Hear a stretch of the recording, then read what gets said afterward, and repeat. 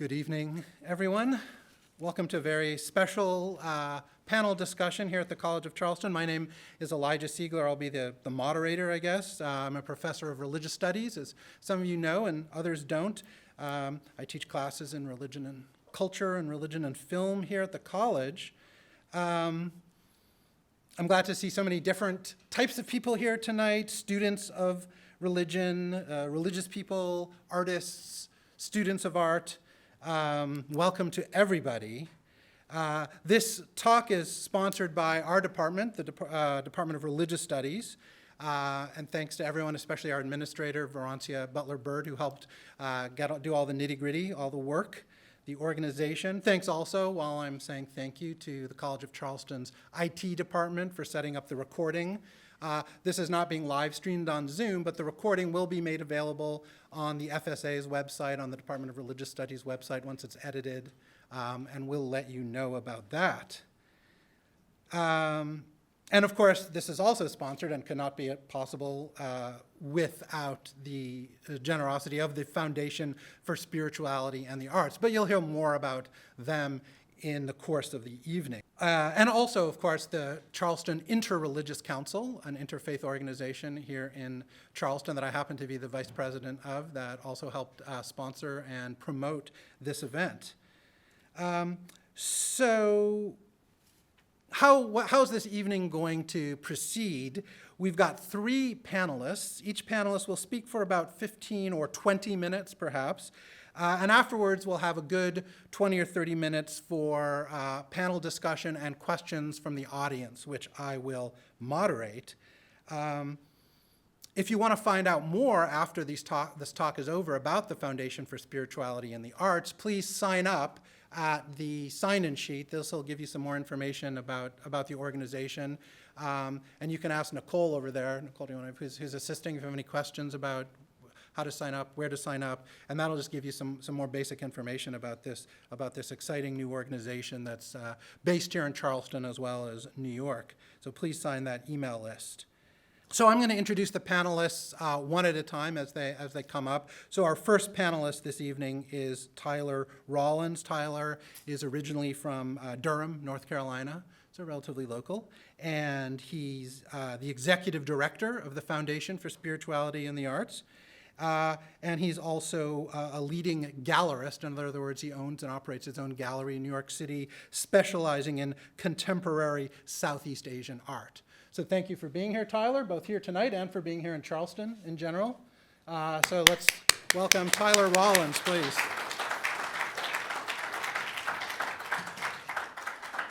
All right, thanks, Elijah. Well, we could subtitle this Going Out on a Limb, because I'm going to kind of speak in a little more general terms than what I might normally do. But I thought it's important to kind of cover some big ground here initially.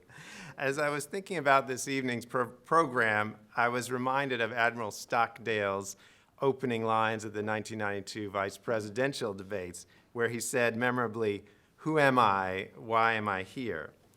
These are profoundly spiritual questions, actually, for we will never know with certainty the ultimate answer to why we are here. And if we can't know that, how could we know who we are in the deepest sense of what is the ultimate meaning of our existence, or the ultimate meaning and value of the creative works of our hands and minds? Facts can tell us nothing about this. It is a matter of belief or faith. Science gives us a narrative. Looking back in time, we see a giant Big Bang, and beyond that, just darkness. Are we just a collection of atoms programmed by natural selection and chemical impulses, living in darkness, or the blinding white light of scientific materialism that renders everything cold and mechanical, or some combination of the two? From 1915, Malevich's Black Square is one of the most powerful paintings of the modern era, in my opinion. You cannot find a better synthesis of formal innovation, spiritual presence, socio-political commentary, and prophetic embodiment of a world historical transformation. It was painted at the dawn of Soviet totalitarianism, the Black Square taking the place of the holy icons. The Black Square is, in a sense, a record of and premonition of a loss of faith, whether in God or religion or just simply in the power of religious imagery. But the spiritual power of the black square stands apart from what we think of as religious art, at least if it's viewed out of its context. So in the spirit, again, of Admiral Stockdale, I'd like to ask, what is contemporary art, and why are we speaking about it today in relation to faith in the context of the Religious Studies Department here? I'd like to give a bit of background about the intersection of the two, focusing mainly on contemporary art in general, with some observations which we can apply to the issues of faith expression that we will focus on later in the evening. For many laymen, contemporary art means simply what is done by a living artist. In graduate school, we were rather enamored of Pierre Bourdieu and his essay, The Field of Cultural Production, which was not so old at the time, which stresses the importance of cultural production being situated in a contextual field in relation to other social realities. Looking at art in the US today, statistics still show that the overwhelming majority of art production takes the form of the traditional portrait, still life, and especially landscape.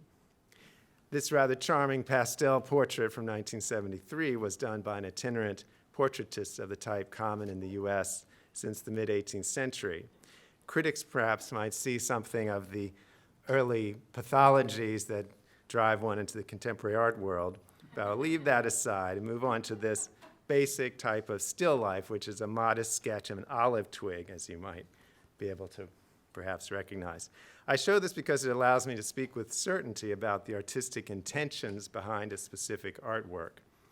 If a curator included this in a show about biblical themes in contemporary art, for example, we might think of the olive twig that the dove brought to Noah, signaling the end of the flood. Would that make it religious art? If it had been titled A Sign from God, we might feel more certain. But many critics for quite a long time have argued against the so-called intentional fallacy that the creator determines meaning. And I think that operates even more in a religious context where the artwork takes on a spiritual life of its own that goes far beyond the artist's persona, intentions, etc. This sketch was in fact done as an exercise on vacation in Italy with some ideas about improving myself spiritually through close observation of nature. I was very influenced by John Ruskin's writings at the time. So I would argue that typically these predominant popular art modes of portrait, still life, and landscape are made at least in part with an attitude of awe and wonder, motivated in part by keen observation, informed by empathy and affection, close observation at least. This is a landscape by one of the most popular and beloved American artists of the 20th century, none other than Bob Ross, whose PBS TV show was watched by millions of us in the 80s. But was Bob a contemporary artist? The question seems rather laughable in a contemporary art context. Contemporary art is a vaguely defined technical term in art discourse that refers to a certain kind of art, just as the word progressive has a specific meaning in the context of American political discourse, but other meanings in other contexts. My own studies as an undergraduate at Yale, for example, centered around Marxist theory. I based my senior thesis on the notorious essay by Walter Benjamin, The Work of Art in the Age of Mechanical Reproduction.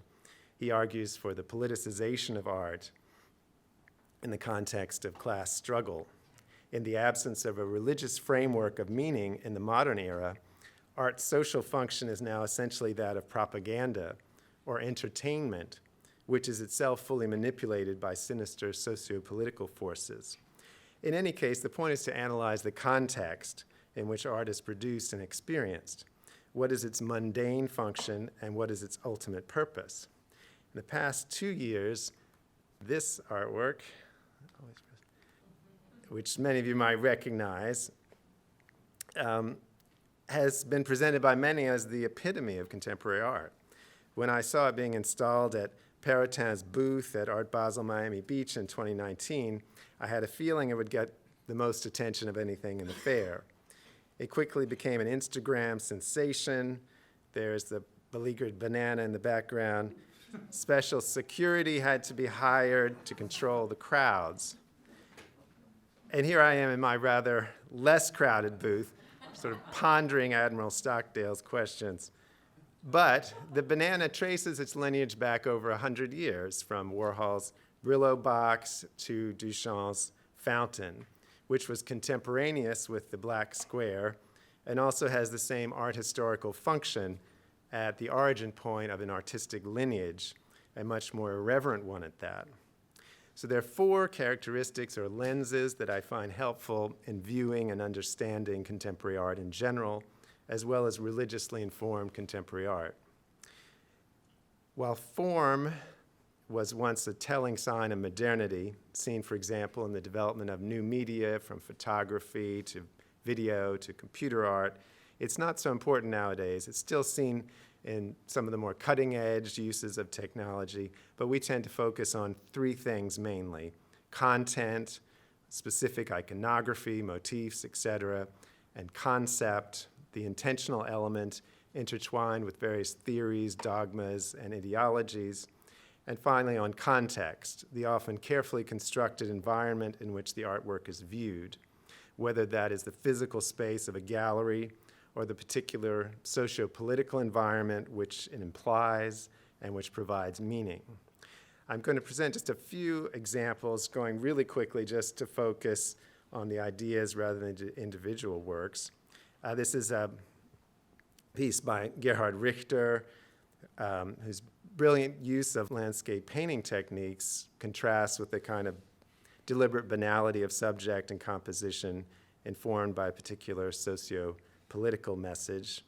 Kehinde Wiley, this painting foregrounds the use of old master styles, but its contemporaneity is in its subject matter and message, which I think is rather obvious. Without that, it would perhaps be kitsch. Kara Walker uses the traditional cutout silhouette style, which was really wildly popular in the 19th century, but with particular social and political concerns relevant today and at a much larger scale. Looking further at spectacle, we see the increasing technical sophistication of installation art. This Mirror Room by Kusama is perhaps the closest that we have in contemporary art to a blockbuster. This installation by Teen Lab, which pushes this phenomenon to what I think is the extreme that so-called high art will tolerate before it moves into the likes of the Van Gogh experience. Most critics, I would say, would consider this as having crossed some kind of line from contemporary art to pure entertainment. So we think of content and context here. Religion itself is definitely not a trendy topic in the contemporary art world, particularly in the West. So-called spirituality has always played a role. If it's something rather personal, you think of artistic inspiration, that whole notion, and disconnected from a religion, unless I would point out that religion is somehow viewed as an exotic or esoteric one. So what is religious contemporary art today? The very term sounds bizarre, I think almost an oxymoron. Based on our first definition of contemporary art as by a living artist, it is anything relating to religion. So if we recall the notion of the field of production, let's take a look at this Head of Christ by Walter Salmon from 1940.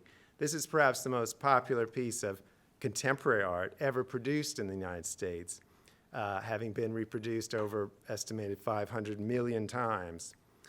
In the 1940 census, 89% of the US population was listed as white, and this painting embodies a kind of local majoritarian image of Christ that is part of a tradition dating back to late antiquity.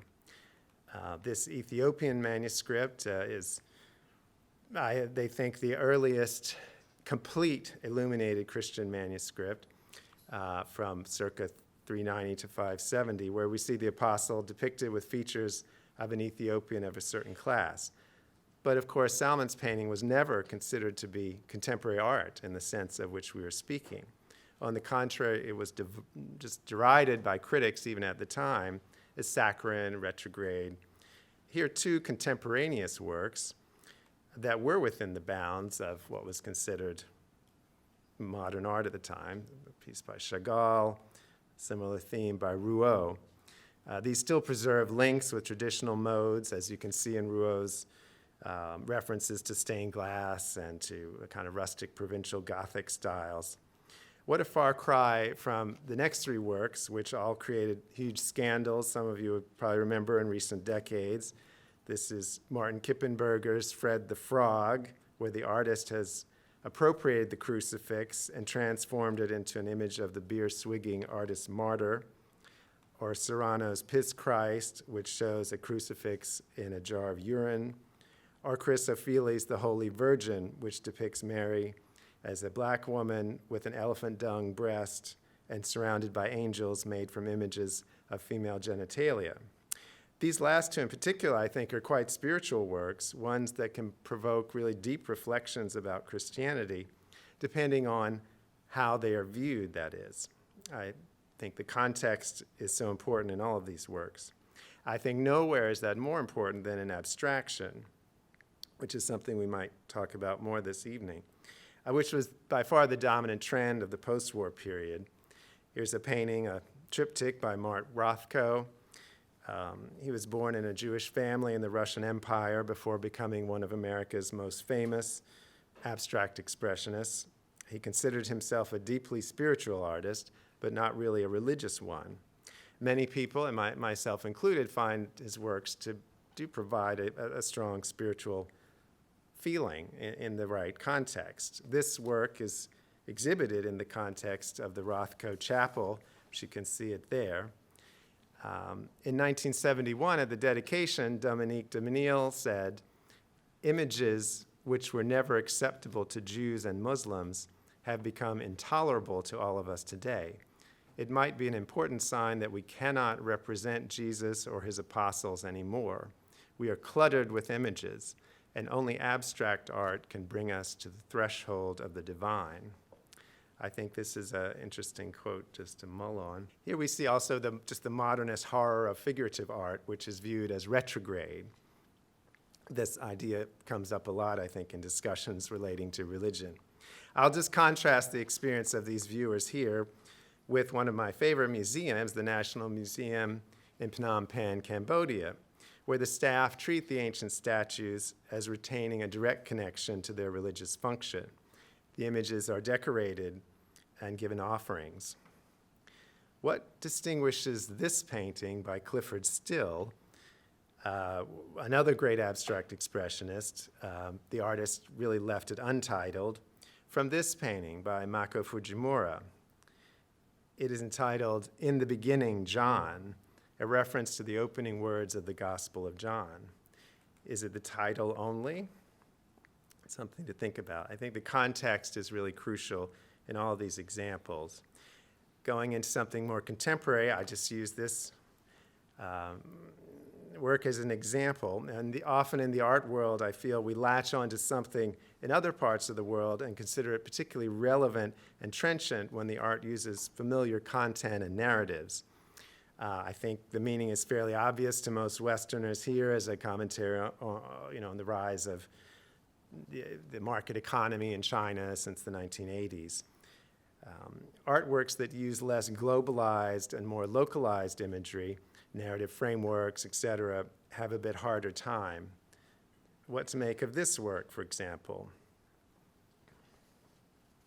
In just my concluding few moments, I'm just going to quickly flip through a few works, very few, by some artists that I've worked closely with. And as you look, I just would like you to keep in mind 4 ways that I think religion functions in contemporary art. The first is a critique involving socio-political commentary using religion as a means or an example, or a critique of religious institutions themselves. The second, exploration of national or ethnic or personal identity. The third, expression of spirituality or religious beliefs, but not necessarily in a religious context or even using religious iconography. And the fourth is embodiment, which is the work embodying faith in a particular religion, incorporating its visual, ceremonial, and theological aspects in some way. This piece, called Monument That Protects National Defense and Security by Auguste Sawage, is a work about the rise of Islamic fundamentalism in Indonesia. At the top, the angel of death perhaps, wears a head covering immediately recognizable as typical of the vigilantes, fundamentalist vigilantes who were smashing up churches and bars at that time in Indonesia. The bottles here represent beer bottles from the bars, as any reference to actual burning of churches was considered too inflammatory socially to even incorporate. This other piece by him, Ave Mariam, is a composite image of the Virgin Mary wearing Islamic attire with the face of the artist himself, reflecting his own identity as an ethnic Chinese Christian who was required to convert to Islam in order to marry a Muslim woman. This couple of images from Ahmadi's performance piece, Breaking Word, in which she had audience members write words that they found particularly meaningful or significant onto plates, which she smashed. This became a specifically religious and political work when, in one performance, someone wrote the word Allah on one of the plates, causing her to have to go into a kind of exile for a while. This painting by Manuel Ocampo makes reference to his own artistic lineage. You might recognize motifs from Philip Guston and other artists that he admires, but it's based directly on the Arma Christi, which is the traditional representation of Christ's passion, the tools used during the tormenting of Christ, essentially. I'll conclude with Pinari Sampatag. She's taking the female breast as one of her major motifs, which she conflates with the stupa shrine that holds holy Buddhist relics, which in its early form was a kind of dome-like mound. This is a work from her breast stupa series in which she has topiaries, which incorporate nature directly into the work. And then she has a breast stupa cookery project, using breast stupa-shaped molds, as you can see here, as cooking molds as part of communal meals in different parts of the world. This was from an installation we did at LA County Museum a few years ago.